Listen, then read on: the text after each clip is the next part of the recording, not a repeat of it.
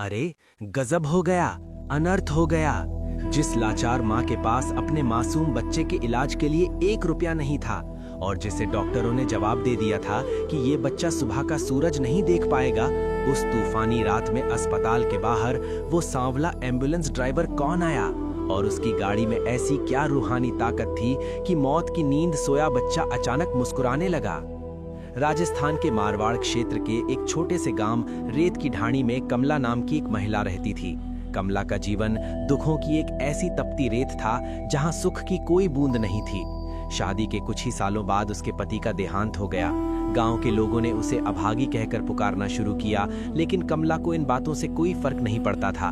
उसके पास दुनिया की सबसे बड़ी दौलत थी, उसका 5 साल का बेटा कान्हा और उसकी अटूट श्रद्धा खाटू वाले श्याम बाबा पर।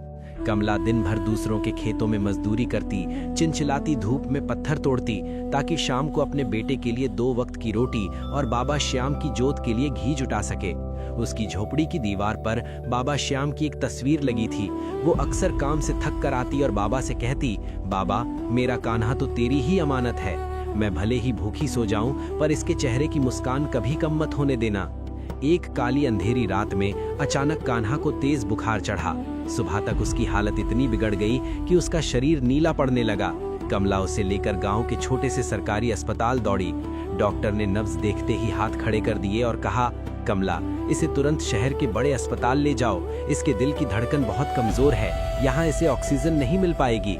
कमला के पास फूटी कौड़ी नहीं थी। उसने गांव के साहूकार के हाथ जोड़े, अपने कान के छोटे से सोने के कुंडल जो उसकी आखिरी निशानी थे औने पौने दाम में बेचे और एक निजी टैक्सी किराए पर लेकर शहर की ओर भागी। शहर के सबसे बड़े अस्पताल जीवन ज्योति पहुंचते पहुंचते रात के 11 बज चुके थे। अस्पताल पहुंचते ही कमला को सबसे बड़ा झटका लगा। बड़े अस्पताल की फीस और ऑपरेशन का खर्च सुनकर उसके होश उड़ गए। रिसेप्शन पर बैठी नर्स ने कहा, पहले 50,000 रुपए जमा करो, तब डॉक्टर अंदर आएंगे। कमला रोती रही, गिड़गिड़ाती रही, मैडम मैं गरीब हूँ, मेरे पास अभी इतने पैसे नहीं हैं, पर मेरा बच्चा मर रहा है, प्लीज इसे देख लीजिए। लेकिन उस सफेद इमारतों के भीतर दिल पत्थर के हो चुके थे।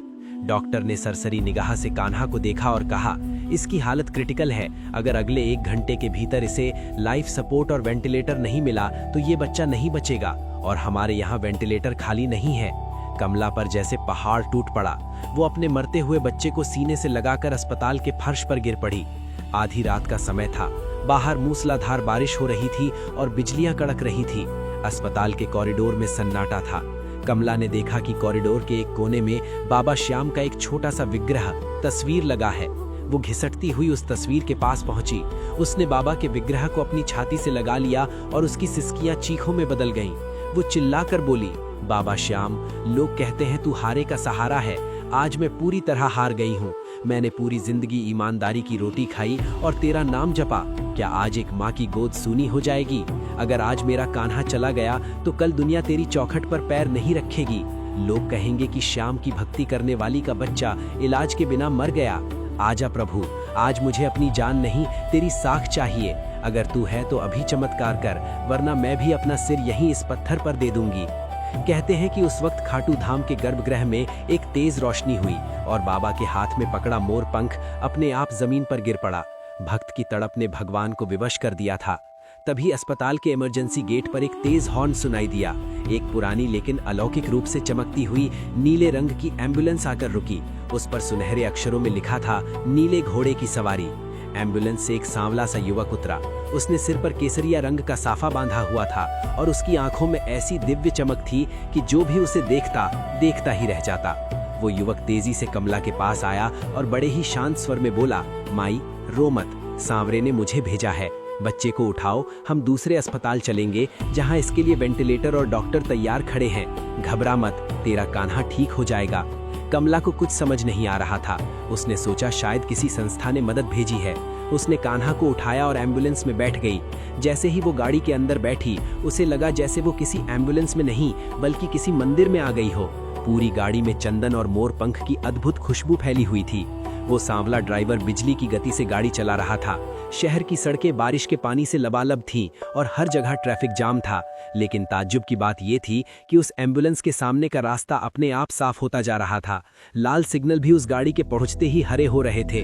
ड्राइवर बार बार पीछे मुड़कर देख रहा था और मुस्कुराकर कह रहा था, माई, कान्हा सो रहा है, इसे जगाना मत, अब इसकी तबीयत को कुछ नहीं होगा। कमला ने देखा कि कान्हा का जो शरीर नीला पड़ गया था वो अब धीरे धीरे गुलाबी होने लगा था। उसकी सांसें जो थमने वाली थीं, अब वो चैन की नींद सो रहा था। महज 10 मिनट में वे शहर के दूसरे छोर पर स्थित सबसे महंगे सुपर स्पेशलिटी अस्पताल पहुंच गए। जैसे ही एम्बुलेंस अस्पताल के गेट पर पहुंची, बड़े बड़े डॉक्टरों की एक टीम स्ट्रेचर लेकर पहले से ही बाहर खड़ी थी। जैसे ही कमला ने बच्चे को उन्हें सौंपा, डॉक्टरों ने कहा, घबराइए मत माई, आपके बेटे की सर्जरी की सारी तैयारी हो चुकी है। हमारे पास ऊपर से आदेश आया है कि इस बच्चे का इलाज मुफ्त और तुरंत करना है। कान्हा को ऑपरेशन थिएटर में ले जाया गया। कमला की जान में जान आई। वो सांवले ड्राइवर को धन्यवाद देने और उसे कुछ पैसे जो उसके पास थोड़े बहुत बचे थे देने के लिए पार्किंग की ओर दौड़ी। लेकिन वहां सन्नाटा था। न वो नीली एम्बुलेंस थी, न वो केसरिया साफे वाला युवक। कमला ने अस्पताल के सुरक्षा गार्ड से पूछा, भैया, वो नीली एम्बुलेंस अभी कहाँ गई जो मुझे लेकर आई थी? गार्ड ने हैरान होकर जवाब दिया, माई, आप क्या कह रही हैं? पिछले 2 घंटे से यहाँ कोई भी एम्बुलेंस अंदर नहीं आई है। आप तो अपने बच्चे को गोद में लेकर पैदल ही गेट से अंदर आई थी। कमला सन्न रह गई। उसने रिसेप्शन पर जाकर पूछा कि मेरा बिल किसने भरा? तो रिसेप्शनिस्ट ने एक कंप्यूटर रसीद निकाली। उस रसीद पर पेमेंट के कॉलम में लिखा था, सांवरा सेठ, पता खाटू धाम। और सबसे बड़ी बात, उस रसीद के साथ एक ताजा मोरपंख नत्थी था जिसकी खुशबू से पूरा रिसेप्शन महक रहा था। कान्हा पूरी तरह ठीक हो गया।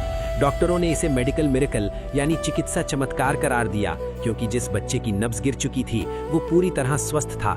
कमला समझ गई थी कि उस तूफानी रात में उसका हाथ थामने वाला कोई इंसान नहीं, बल्कि स्वयं नीले घोड़े वाला एम्बुलेंस ड्राइवर बनकर आया था।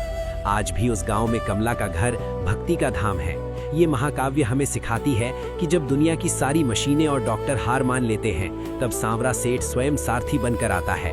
वो केवल खाटू में नहीं बैठता, वो हर उस एम्बुलेंस में है, हर उस डॉक्टर के हाथ में है और हर उस माँ की पुकार में है जो उसे सच्चे दिल से हारे का सहारा कहकर बुलाती है।